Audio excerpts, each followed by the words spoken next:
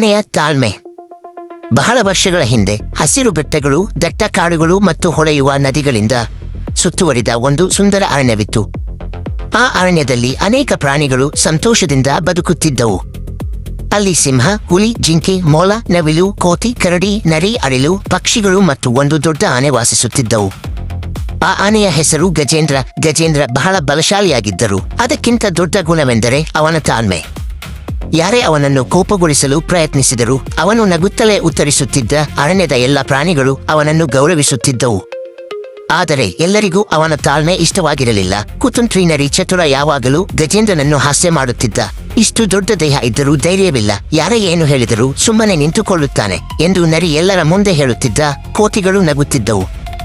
ಕೆಲವು ಪ್ರಾಣಿಗಳು ನರಿಯ ಮಾತನ್ನು ನಂಬುತ್ತಿದ್ದವು. ಆದರೆ ಗಜೇಂದ್ರ ಎಂದಿಗೂ ಉತ್ತರಿಸುತ್ತಿರಲಿಲ್ಲ. ಒಂದು ದಿನ ಕೋತಿ ಕೇಳಿತು, ಗಜೇಂದ್ರ ಅಣ್ಣ, ನರಿ ನಿನ್ನನ್ನು ಪ್ರತಿದಿನ ಅವಮಾನ ಮಾಡುತ್ತದೆ. ನೀನು ಯಾಕೆ ಏನೂ ಹೇಳುವುದಿಲ್ಲ? ಗಜೇಂದ್ರ ಶಾಂತವಾಗಿ ಉತ್ತರಿಸಿದನು, ತಾಳ್ಮೆ ಎನ್ನುವುದು ದುರ್ಬಲತೆ ಅಲ್ಲ, ಸರಿಯಾದ ಸಮಯದಲ್ಲಿ ಸರಿಯಾದ ಕೆಲಸ ಮಾಡುವ ಶಕ್ತಿ.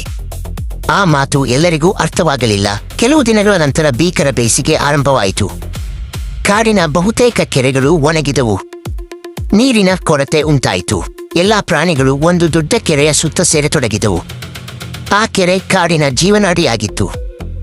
ಗಜೇಂದ್ರ ಪ್ರತಿದಿನ ತನ್ನ ಸೊಂಡಿಲಿನಿಂದ ನೀರನ್ನು ತೆಗೆದು ಚಿಕ್ಕ ಪ್ರಾಣಿಗಳಿಗೆ ಕುಡಿಯಲು ಸಹಾಯ ಮಾಡುತ್ತಿದ್ದ. ಮೊಲಗಳು, ಅಳಿಲುಗಳು, ಜಿಂಕೆಗಳು ಮತ್ತು ಪಕ್ಷಿಗಳು ಸಂತೋಷದಿಂದ ನೀರು ಕುಡಿಯುತ್ತಿದ್ದವು. ಆದರೆ ನರಿ ಮಾತ್ರ, ನೋಡಿ, ಆನೆಗೆ ಬೇರೆ ಕೆಲಸವೇ ಇಲ್ಲ, ಎಲ್ಲರ ಸೇವಕನಾಗಿ ತಿರುಗುತ್ತಾನೆ ಎಂದು ನಗುತ್ತಿದ್ದ. ಗಜೇಂದ್ರ ಸುಮ್ಮನೆ ತನ್ನ ಕೆಲಸ ಮಾಡುತ್ತಿದ್ದ. ಒಂದು ಸಂಜೆ ಕಪ್ಪು ಮೋಡಗಳು ಕವಿದವು. ಭಾರೀ ಮಳೆ ಸುರಿಯತೊಡಗಿತು.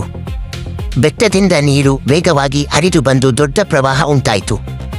ಅರಣ್ಯದ ಎಲ್ಲಾ ಪ್ರಾಣಿಗಳು ಭಯದಿಂದ ಓಡತೊಡಗಿದವು. ನರಿ ಚತುರ ಕೂಡ ಓಡುತ್ತಿದ್ದ, ಆದರೆ ಜಾರಿ ಆಳವಾದ ಕೆಸರಿನಲ್ಲಿ ಸಿಲುಕಿಕೊಂಡಿತು.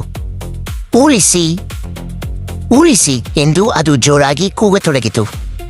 ಯಾರಿಗೂ ಅವನನ್ನು ರಕ್ಷಿಸಲು ಧೈರ್ಯವಾಗಲಿಲ್ಲ. ನೀರಿನ ವೇಗ ಹೆಚ್ಚುತ್ತಿತ್ತು. ಆ ಸಮಯದಲ್ಲಿ ಗಜೇಂದ್ರ ಅಲ್ಲಿಗೆ ಬಂದನು. ನರಿ ಅಳುತ್ತಾ ಹೇಳಿತು, ನಾನು ನಿನ್ನನ್ನು ಎಷ್ಟು ಬಾರಿ ಅವಮಾನ ಮಾಡಿದ್ದೇನೆ, ಆದರೂ ನನ್ನನ್ನು ಉಳಿಸು. ಗಜೇಂದ್ರ ಒಂದು ಕ್ಷಣವೂ ಯೋಚಿಸಲಿಲ್ಲ. ತನ್ನ ಉದ್ದವಾದ ಸೊಂಡಿಲನ್ನು ಚಾಚಿ ನರಿಯನ್ನು ಹಿಡಿದು ನಿಧಾನವಾಗಿ ಹೊರಗೆ ಎಳೆದನು. ನರಿ ಸುರಕ್ಷಿತವಾಗಿ ನೆಲದ ಮೇಲೆ ಬಿದ್ದಿತು. ಅದಕ್ಕೆ ಕಣ್ಣೀರು ಬಂತು. ಗಜೇಂದ್ರ, ನನ್ನನ್ನು ಕ್ಷಮಿಸು. ನಿನ್ನ ತಾಳ್ಮೆಯನ್ನು ನಾನು ದುರ್ಬಲತೆ ಎಂದುಕೊಂಡಿದ್ದೆ, ಆದರೆ ಇಂದು ಅದು ನಿನ್ನ ದೊಡ್ಡ ಶಕ್ತಿ ಎಂದು ತಿಳಿಯಿತು. ಗಜೇಂದ್ರ ನಗುತ್ತಾ ಹೇಳಿದನು, ಕೋಪ ಕ್ಷಣಿಕವಾಗಿ ಗೆಲ್ಲಬಹುದು, ಆದರೆ ತಾಳ್ಮೆ ಜೀವನ ಪೂರ್ತಿ ಗೌರವ ತರುತ್ತದೆ. ಈ ಘಟನೆ ಅರಣ್ಯದಲ್ಲಿ ಎಲ್ಲರಿಗೂ ತಿಳಿಯಿತು. ಕೆಲವು ವಾರಗಳ ನಂತರ ಮತ್ತೊಂದು ಸಮಸ್ಯೆ ಎದುರಾಯಿತು. ಕಾಡಿನ ಒಂದು ಭಾಗದಲ್ಲಿ ಬೆಂಕಿ ಕಾಣಿಸಿಕೊಂಡಿತು.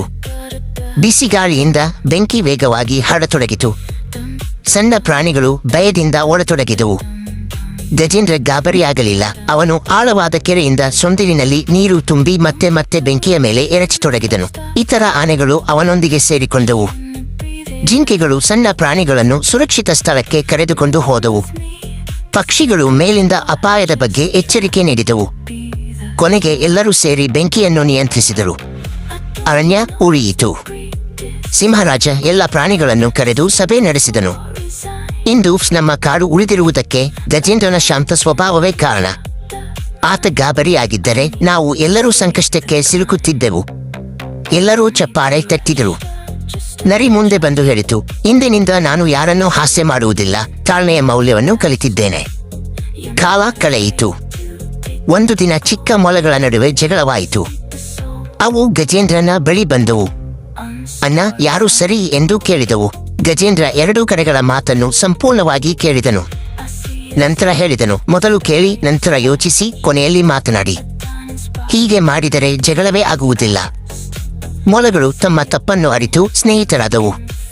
ಈ ಘಟನೆ ನೋಡಿದ ಪ್ರಾಣಿಗಳು ಗಜೇಂದ್ರನನ್ನು ಕಾಡಿನ ಜ್ಞಾನಿಯಾಗಿಯೇ ಕಾಣತೊಡಗಿದವು. ಒಮ್ಮೆ ಭಾರೀ ಚಂಡಮಾರುತ ಬಂತು. ಗಾಳಿ ಮರಗಳನ್ನು ಉರುಳಿಸುತ್ತಿತ್ತು. ಪಕ್ಷಿಗಳ ಗೂಡುಗಳು ಕೆಳಗೆ ಬೀಳುತ್ತಿದ್ದವು. ಗಜೇಂದ್ರ ತನ್ನ ದೊಡ್ಡ ದೇಹವನ್ನು ಬಳಸಿಕೊಂಡು ಅನೇಕ ಮರಿಗಳನ್ನು ರಕ್ಷಿಸಿದನು. ಚಂಡಮಾರುತ ನಿಂತ ನಂತರ ಎಲ್ಲಾ ಪಕ್ಷಿಗಳು ಅವನಿಗೆ ಕೃತಜ್ಞತೆ ಸಲ್ಲಿಸಿದವು. ಒಂದು ದಿನ ಚಿಕ್ಕ ಆನೆ ಮರಿ ಕೇಳಿತು, ಅಣ್ಣ, ನಿನಗೆ ಯಾವಾಗಲೂ ಕೋಪ ಬರುವುದಿಲ್ಲವೇ? ಗಜೇಂದ್ರ ನಗುತ್ತಾ ಹೇಳಿದನು, ಕೋಪ ನನಗೂ ಬರುತ್ತದೆ, ಆದರೆ ಕೋಪ ಬಂದ ಕ್ಷಣದಲ್ಲೇ ನಿರ್ಧಾರ ಮಾಡಿದರೆ ತಪ್ಪಾಗುತ್ತದೆ. ಸ್ವಲ್ಪ ತಾಳ್ಮೆಯಿಂದ ಯೋಚಿಸಿದರೆ ಸರಿಯಾದ ದಾರಿ ಕಾಣಿಸುತ್ತದೆ. ಆ ಮಾತು ಎಲ್ಲರ ಮನಸ್ಸಿನಲ್ಲಿ ಉಳಿಯಿತು. ವರ್ಷಗಳು ಕಳೆದವು. ಗಜೇಂದ್ರನ ಕಥೆ ಪಕ್ಕದ ಕಾಡುಗಳಿಗೂ ಹರಡಿತು. ಅನೇಕ ಪ್ರಾಣಿಗಳು ಅವನನ್ನು ಭೇಟಿ ಮಾಡಿ ಜೀವನದ ಪಾಠಗಳನ್ನು ಕೇಳುತ್ತಿದ್ದವು. ಅವನು ಯಾವಾಗಲೂ ಒಂದೇ ಮಾತು ಹೇಳುತ್ತಿದ್ದನು: ಬಲವು ದೇಹದಲ್ಲಿರಬಹುದು, ಆದರೆ ನಿಜವಾದ ಶಕ್ತಿ ಮನಸ್ಸಿನಲ್ಲಿರುತ್ತದೆ. ಒಂದು ದಿನ ಸಿಂಹರಾಜ ವಯಸ್ಸಾದನು. ಅರಣ್ಯದ ಪ್ರಾಣಿಗಳು ಹೊಸ ಸಲಹೆಗಾರನನ್ನು ಆಯ್ಕೆ ಮಾಡಬೇಕಾಯಿತು. ಎಲ್ಲರೂ ಒಂದೇ ಧ್ವನಿಯಲ್ಲಿ ಹೇಳಿದರು: ಗಜೇಂದ್ರನೇ ನಮ್ಮ ಸಲಹೆಗಾರ. ಗಜೇಂದ್ರ ವಿನಮ್ರವಾಗಿ ಆ ಜವಾಬ್ದಾರಿಯನ್ನು ಸ್ವೀಕರಿಸಿದನು. ಅವನು ಪ್ರತಿಯೊಂದು ಸಮಸ್ಯೆಯನ್ನು ಶಾಂತವಾಗಿ ಆಲಿಸಿ ನ್ಯಾಯವಾಗಿ ಪರಿಹರಿಸುತ್ತಿದ್ದನು. ಅವನ ಕಾರಣದಿಂದ ಅರಣ್ಯದಲ್ಲಿ ಜಗಳಗಳು ಕಡಿಮೆಯಾದವು. ಎಲ್ಲರೂ ಪರಸ್ಪರ ಗೌರವದಿಂದ ಬದುಕತೊಡಗಿದರು. ಒಂದು ಸಂಜೆ ಸೂರ್ಯ ಅಸ್ತಮಿಸುತ್ತಿದ್ದಾಗ ಚಿನ್ನದ ಬೆಳಕು ಅರಣ್ಯದ ಮೇಲೆ ಹರಡಿತು. ಗಜೇಂದ್ರ ಕೆರೆಯ ದಡದಲ್ಲಿ ನಿಂತು ನೀರಿನಲ್ಲಿ ತನ್ನ ಪ್ರತಿಬಿಂಬವನ್ನು ನೋಡಿದನು. ಅವನ ಬಳಿ ನರಿ ಚತುರ ಬಂದು ಹೇಳಿತು: ನಿನ್ನಿಂದ ನಾನು ನನ್ನ ಜೀವನವನ್ನೇ ಬದಲಿಸಿಕೊಂಡೆ.